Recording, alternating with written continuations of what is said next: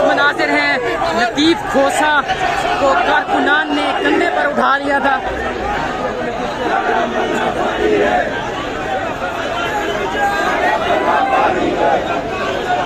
इद्दत case में तारीखी फैसला आ चुका है।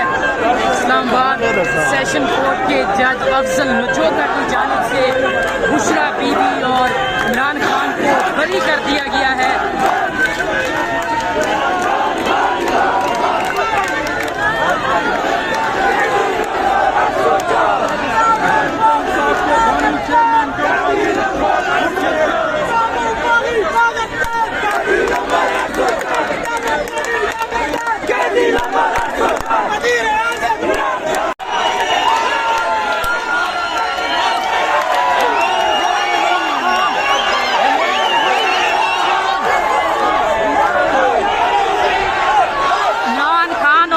बीबी को इद्दत केस में बरी कर दिया गया। इस वक्त आप देख सकते हैं कारकुनान बड़ी तादाद में यहाँ पर नारेबाजी और भंगड़े डाल रहे हैं खुशी से।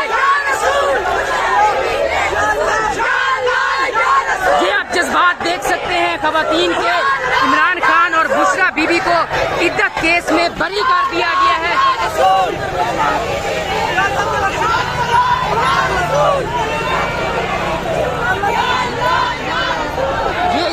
मनाजिर देख सकते हैं, इस्लामाबाद सेशन कोर्ट के बाहर के ये मनाजिर हैं।